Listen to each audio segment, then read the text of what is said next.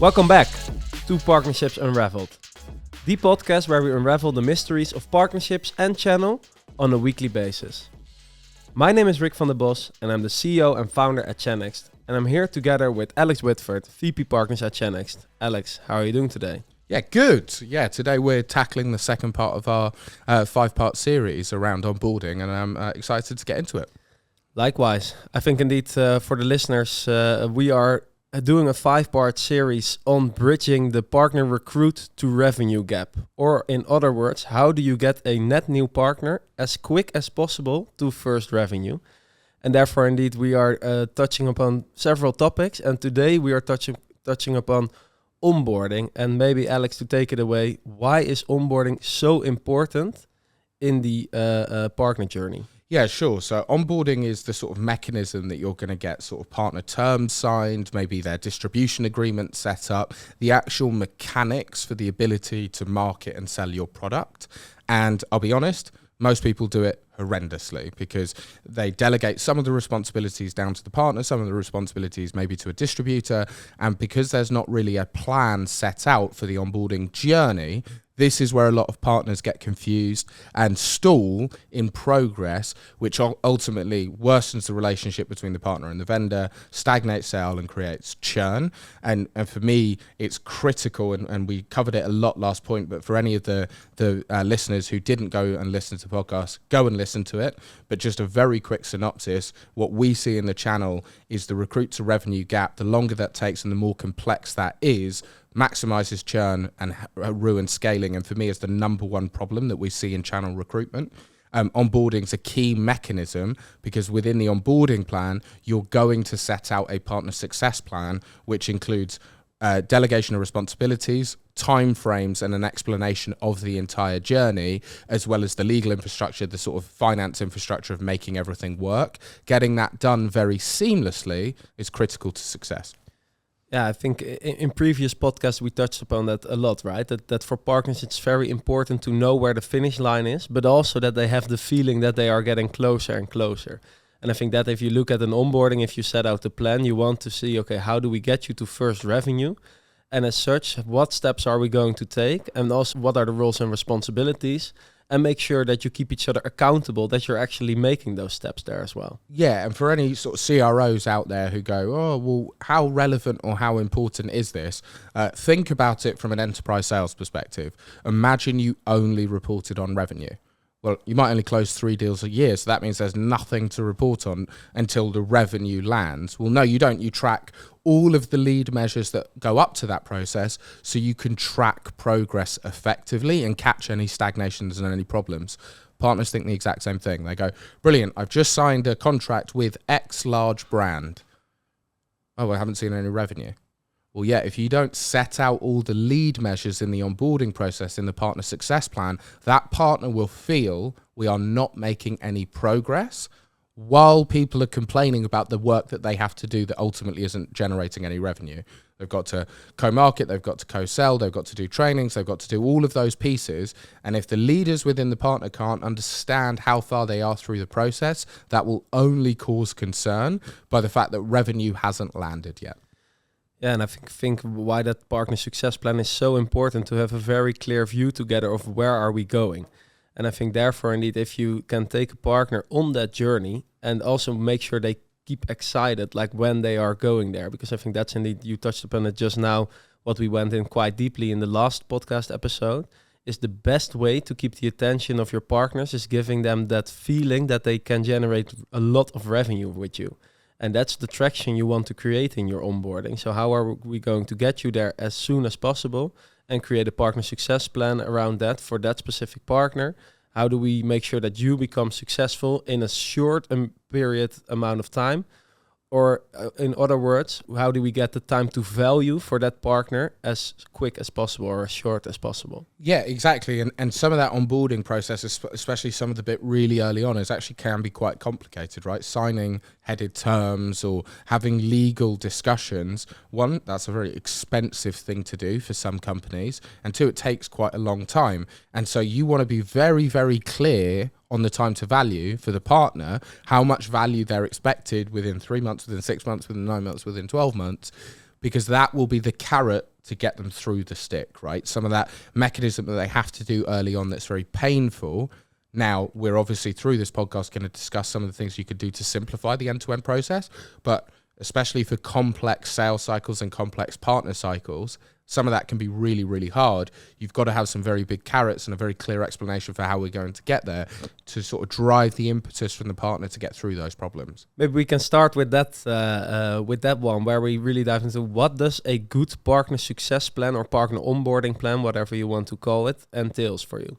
Yeah, so for me, it's we've discussed a lot, and I do a lot of training internally. What makes up a plan? 3 key things. Where are we going? How are we going to get there? And when do we need to get there by? Right? That's what your partner success plan has to outline. It's what are the different streams of things that we have to do? So I'll break those down into the 4 key pillars, which is sales, marketing, technical, and operations. What are the 4 pillars? Who has responsibility within each one of those pillars? What are the deadlines? And who within the vendor, who within the distributor, and who within the partner has to take accountability for the success of each one of those components? So if we take operations, that's going to be legal, finance. If we take sales, that's going to be onboarding, training, co-selling, sales days, whatever the things are. Marketing, asset creation, asset syndication, marketing plan creation. All of those pillars have to be knitted together into a jointly signed off plan. Not just a plan sent by the vendor, but a plan agreed by the partner. Because once you've got that senior level agreement within the partner, that senior person then can cascade the responsibilities down to each one of those 4 pillars and ensure progress and accountability, meaning that the partner is clear on where are we going and how are we going to get there. And then the last bit that you need within the plan is when are we going to get there by. And what you want to do to that when are we going to get there by is tie a big carrot. That's your time to value. Those are your deals. Those are the revenue opportunities. You want a very, very clear outline. We, in our customer success plans internally, use a Gantt chart to really take everyone through that. But for me, that's the mechanism of what breaks down a really strong partner success plan. Yeah, what I like there is the when do you get there piece as well, because I think there it's very important as a vendor to have a very clear understanding of, for example, what your sales cycle looks like, but also of how long it usually takes for a partner to get to the first deal registration or the first lead you're going to work on together. Because that's indeed when you talk about expectations. If you already know that it's always a 12-month deal cycle, then it's very important within that partner to communicate that very clearly in the beginning, but also show them what the impact can be, because usually the longer sales cycles have a much more revenue or impact, of course, there. But also look a lot like what kind of other carrots can we create within that partner success plan so we can get the short-term success and the short-term celebrations as well. And that's crucial indeed based on how long is our sales cycle. When it's an SMB sales cycle, that's very quickly. Then you just have a go, okay, we're going to get you that first deal in as soon as possible, and this is how we're going to get there.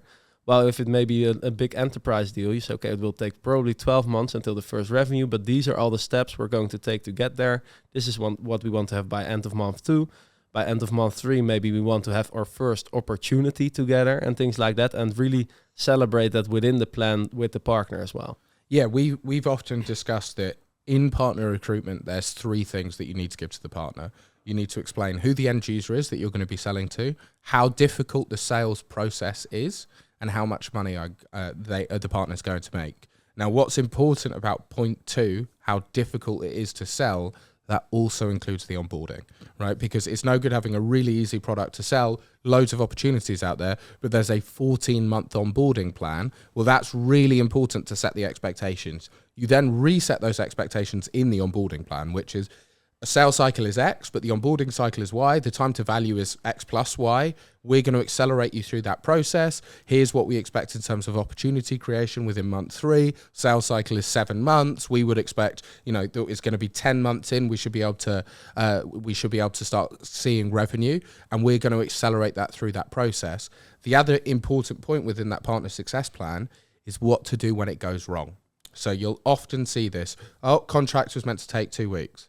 Oh, contract took 6 weeks. Well, guess what? The whole plan is now 4 weeks out of kilter. And so what should be happening is an immediate flag into the relevant people within the partner, the distributor, and the vendor, depending on what pillar it is.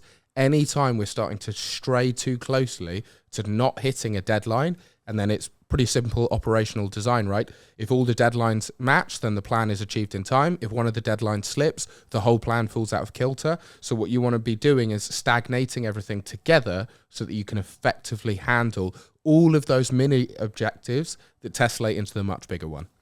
Yeah, I think that one is really crucial, because indeed creating the plan is of course, but really getting it to the success, in the word of the partner success plan, that's a whole different thing. And I think therefore, indeed, if you have a small set of partners, you can maybe still do it yourself, but really do it very specifically and be on top of it. Like, it really requires killer project management from the vendor side as well. But if you start doing that at scale, then you really need to look at software as well, where you can look indeed like, what are the steps we're making? We have a success plan, and as soon as we are missing deadlines, then indeed the right communication is going to the right stakeholders. Yeah, 100%. And I think what we need to be delivering and creating a really good plan is hard work.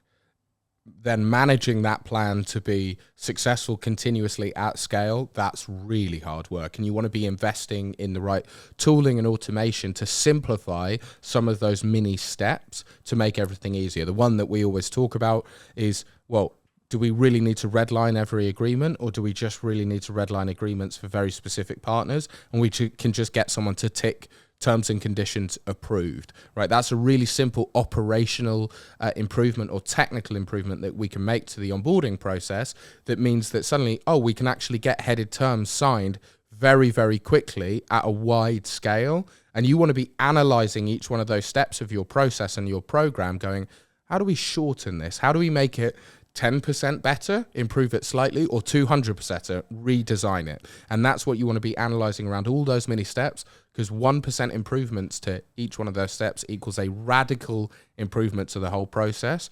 Again, minimizing churn. The longer and more complex this becomes, the more failure you're going to see at scale.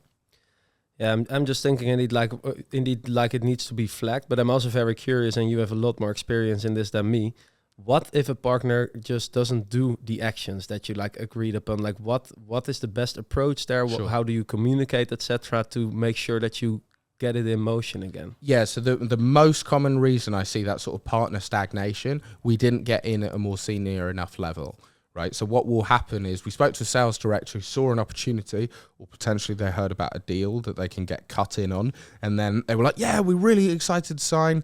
The whole process started going, and then it gets stopped at legal, or it gets stopped at finance, or it gets stopped at senior management. And then when it comes down to it, the senior leaders within the partner are not bought into the strategy. And then when someone digs their heels in and isn't willing to do their bit, you can't create top-down pressure within the partner. Top-down pressure is required because no partner, we're all busy, right? And we all have lots of things to do. Someone goes on holiday, it's not handed over properly, and suddenly the legal agreement isn't being signed, or suddenly the technical onboarding isn't happening, or suddenly the marketing team decide they have other priorities. Unless you can create top-down pressure within the partner and realign priorities to what your priorities are, you are going to struggle. So you've got to get in at the top, sell the value of what you're trying to deliver, and then leverage senior management as an escalation where appropriate. Don't burn bridges unnecessarily. Where appropriate, you can then drive senior management to speak to marketing if that's the blocker, to remove the blocker and continue to drive progress forward. I think that's a very interesting one, because indeed, if you look at that, that's required, right? Sometimes when you have to, like in partnering, you are working together with so many different departments in another company. You really need that top down. But I'm very curious, how top does it need to be? Like, what is the minimum required? Of course, ideally, I can imagine it's with the CEO or the director or whatever. But what would you say is the minimum required seniority level to have that right top-down pressure? Yeah, you shortcutted my sort of short answer, which is the most senior stakeholder you can get hold of, right? If you can speak to the CEO, speak to the CEO. But what's really important in a bigger company, right? That's obviously in a bigger partner, that's going to be a challenge. But you want to be speaking to the person who has the ability to control the full sales cycle or the full partner cycle. So in our deals, that might be an EMEA marketing director or an EMEA channel leader. Now, they're not responsible for legal, but they have a huge amount of influence into that department. That's the same thing you want to be doing. You want to be speaking to the most senior stakeholder. And then when you're speaking to that stakeholder, challenge them. It's worth it, right? To really say, look, here are the stakeholders that we're going to need. Here's the workflows that are required. Do we need to have a joint meeting with legal so that they understand what we are trying to deliver? I can't tell you how many mega deals I've seen slow down and miss a deadline because legal weren't looped in early enough. They didn't understand the value of the opportunity that was ahead of them. And so the deal just died or the deal was delayed. The same is true of partner onboarding. So walk your champion, your stakeholder through all of the requirements and set up joint meetings to create pressure. And if they don't feel confident that, you know, they can drive the situation forward, you're not speaking to a senior enough stakeholder. Get the senior stakeholder bought in, sell the value, sell the plan, and then go again. I think what I'm just thinking about indeed is how important is it to also like ask the questions that we sometimes shy away a little bit about. We've spoken a lot about that in sales as well. Like it's so crucial to ask those questions. Of course, when you are in a partner position then and legal, etc., it's not the thing you want to talk about the most because it's not the most exciting part of your new partnership. But ask for it indeed. Do they need to be involved? Does finance need to be involved? You better just know it, and maybe indeed the process becomes more complex. But you are in the driver's seat then, instead of making sure there's a lot of excitement, there's a lot of things going on, but then eventually it stalls down later on because you indeed haven't looped in the right stakeholders early enough. Yeah, my number one channel sales tip, and the thing that differentiates good salespeople from average salespeople, good to great salespeople, ask for the no. And they ask for the no all the time. Why wouldn't this deal go ahead? What would be the challenges that would prevent this deal from going? Why, as a partner, would you choose another vendor? They look for all the dirty little secrets, they look for all the skeletons. Why? Because then they can solve them, right? They can solve them proactively. They can fix issues. Bad salespeople go, oh, they're interested, brilliant. Well, I won't ask any questions because that might change their mind. It's a weak position to be in. You want to get into a position of strength. That's finding reasons the deal won't go ahead and solve them. The best salespeople in the world do that all the time. And we as channel people, we as partner people have to do it more. Yeah, I'm fully on board there. I think when we talk about that partner success plan, there's of course within many vendors different type of partner programs. A lot of vendors we know they have a resale program, they have a referral program, they have a tech partner program. How important is it there? Like, can you have a one size fits all in terms of onboarding, or does it need to be tailor made? So ideally tailor-made, right? It depends on the maturity of the channel. If you've just started your partner program, yeah, you're going to build a one-size-fits-all solution first. But then as quickly as possible, you then want to cut down and specify. And there's a million different segmentations, right? Language, size, type of partnership, referral versus resale, tech versus ISV, telco versus VAR, right? You want to get as specific as you can. Why? Guarantee success. Right? You want to build a program that is going to put your partners in the best position to have success. And the best way to monitor that, track conversion, track time to value. Keep conversion as high as possible, keep time to value as short as possible. Do those things consistently over time. You're going to build an award-winning partner program. I fully agree that the more tailor-made, the better. But of course, we're also talking to a lot of SaaS companies, etc., still building it. I think the most crucial differentiator is really in the partner program in terms of partner type, where you indeed have, whether it's resale or referral, that's already wildly different what such a partner needs to be able to do. So they need a referral partner only has to bring in a certain new lead, and then your direct sales team just takes over to close the full deal.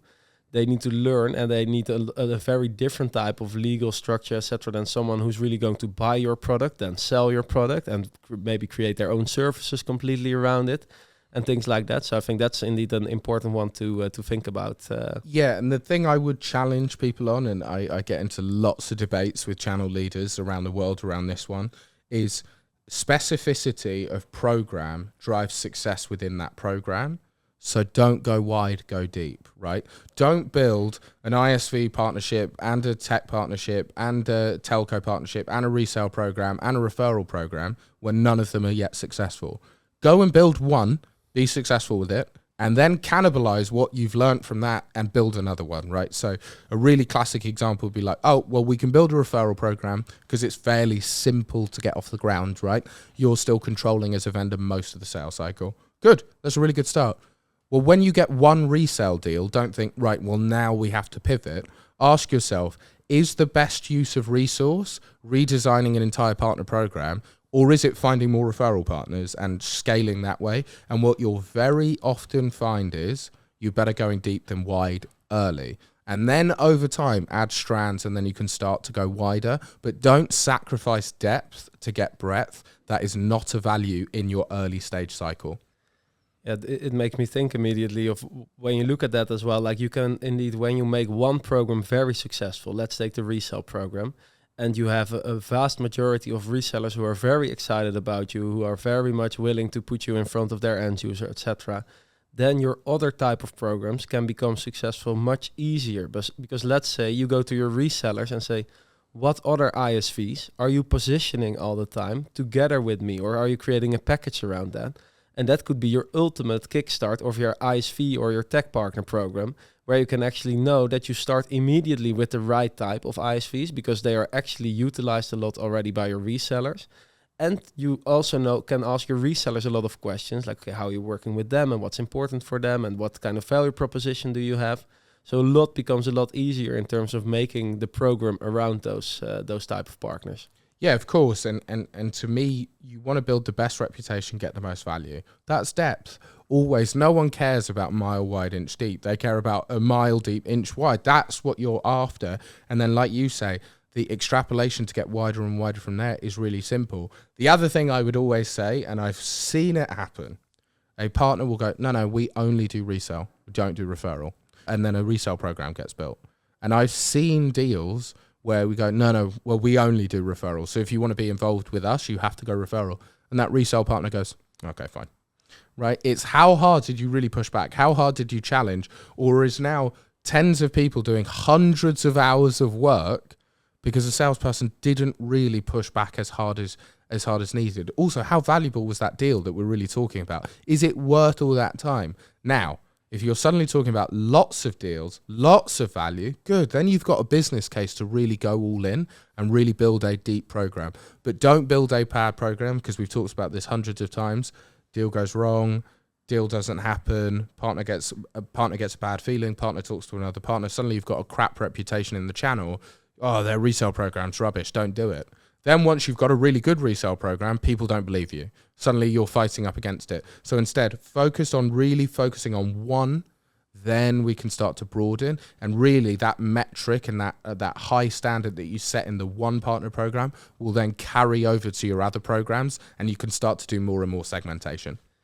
Yeah, what I like about this is where you see it going then indeed is if you build one program, then you can optimize and increase the conversions in every stage of your onboarding so much quicker.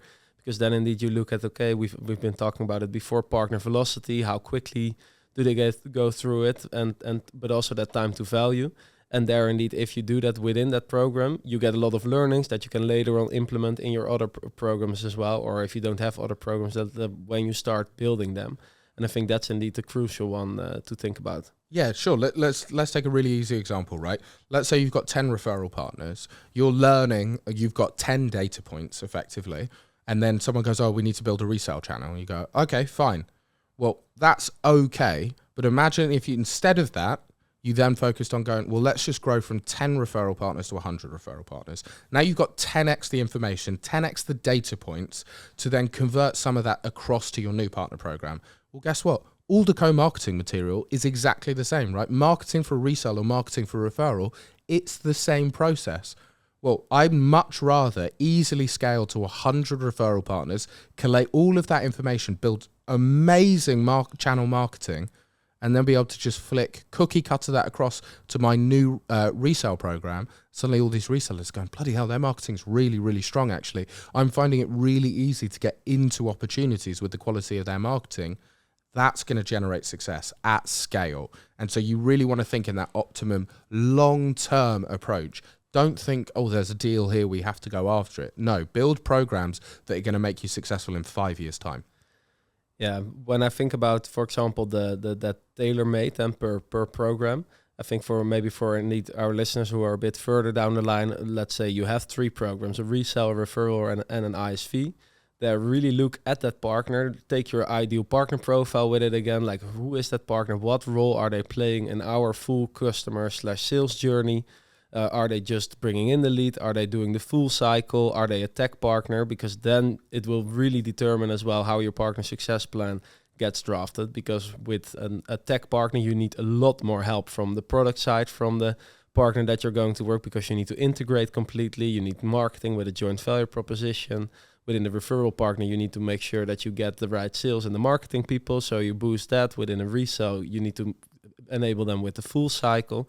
So really look at that. If you start building your onboarding, so to say, per program, what is the role of that partner in or specific customer journey there, and then you can really make it tailor-made specifically for them. I think that's the step where I would start in terms of like the type of partner. For sure, a plan, like we've said 100 times. Where are we going? How are we going to get there? Well, where are we going for a tech ISV versus a resale partner versus a referral partner are three wildly different places. So work the plan back from that design. As long as you do that and you're really thoughtful around how do we make this as easy as possible from the partner to drive up conversion and shorten time to value, you are going to have a partner success plan, which makes the partner successful. Their success is your success.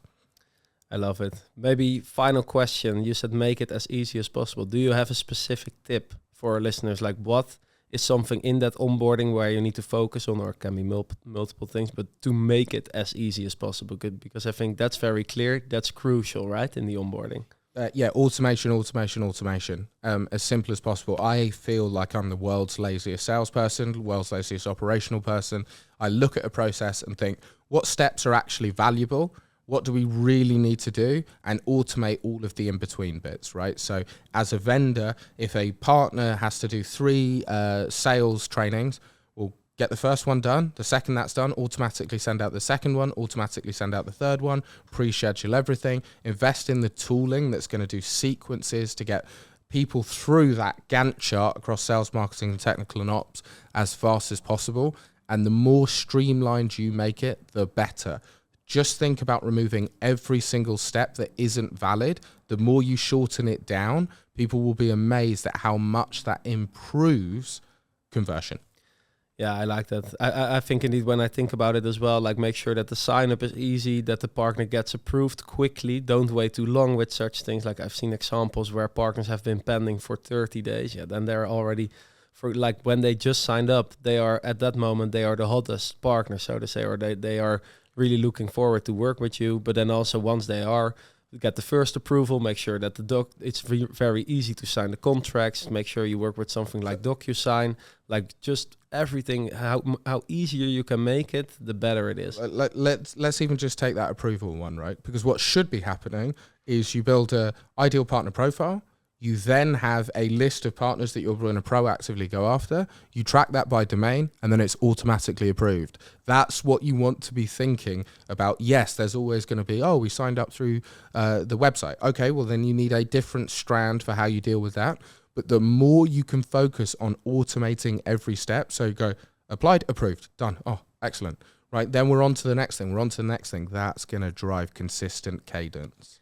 Yeah, fully on board there. I think indeed if you have that step, then immediately they are into your program in the first approval, and then they sign the legal, they are in the second step, and then they have multiple steps still fully onboarded. And I think there's a lot of wins there. But I also really liked your point around the automation of all the other steps and the reminders. Like you just need to think about it almost like the project manager or the onboarding manager that does all that for you, your partner and your distributor. Yeah, it's digital partner success is what we're evangelizing at the moment, right? And the great thing is people will say, no, but for our top 20% of partners that deliver all the revenue, we don't want digital partner success. You do.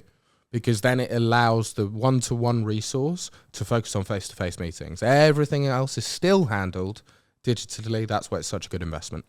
Yeah, and then therefore, indeed, then the partner people can actually focus on the relationships and closing the deals with the partners, and that's a crucial one. Relationships and revenue, the only thing Cam should really be focusing on. Love it. Thank you, Alex, for all your tips today around onboarding. I enjoyed this conversation as well. I hope for our listeners you enjoyed the conversation too, and we'll see you next week.